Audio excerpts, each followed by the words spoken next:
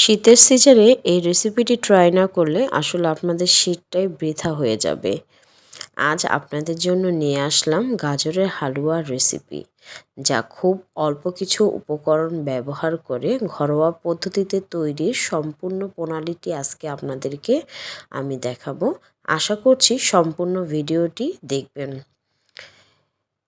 গাজরের হালুয়া তৈরির জন্য মূল উপকরণ হিসেবে আমি ব্যবহার করেছি গাজর। এখানে আমি 4টি গাজরকে গ্রেট করে নিয়েছি এটি গ্রেটারের সাহায্যে, এবং এটা পরিমাণ প্রায় 3 কাপের মতন হবে।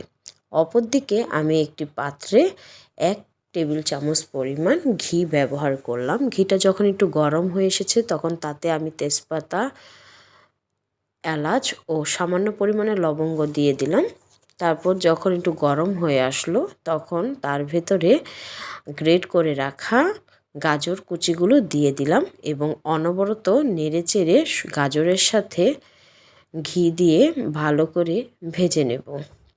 যারা যারা আমার চ্যানেলটিকে সাবস্ক্রাইব করেননি তারা অবশ্যই আমার চ্যানেলটিকে সাবস্ক্রাইব করে আমার পাশেই থাকবেন এবং পাশে থাকা বেল আইকনটিতে ক্লিক করে রাখবেন, যাতে পরবর্তী ভিডিওগুলো ছাড়ার সাথে সাথে আপনাদের কাছে নোটিফিকেশনগুলো চলে যায়।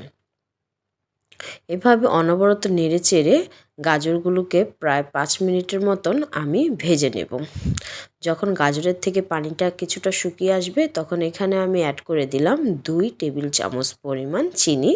চিনির পরিমাণটা আপনারা বাড়িয়ে অথবা কমিয়ে নিতে পারেন। যারা খেতে পছন্দ কম করেন তারা অবশ্যই একটু কমিয়ে দিবেন। এখন আবার ভালো করে নেড়েচেড়ে গাজরের সাথে চিনিগুলোকে মিশিয়ে নেব। যদি ভিডিওগুলো ভালো লেগে থাকে তাহলে অবশ্যই কমেন্টসের মাধ্যমে আমাদের জানাবেন।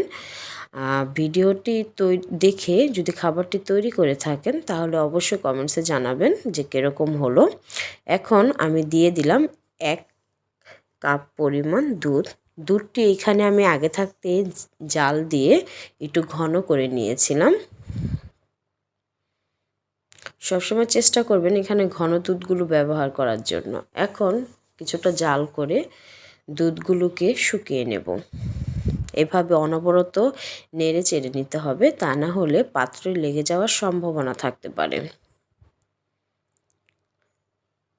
এখন দুধগুলো প্রায় শুকিয়ে এসেছে। এখন চুলার জালটা আমরা বন্ধ করে দেব। তারপর ঠান্ডা হয়ে গেলে ওপরে বাদাম কুচি দিয়ে পরিবেশন করব। ধন্যবাদ সবাইকে ভিডিওটি দেখার জন্য।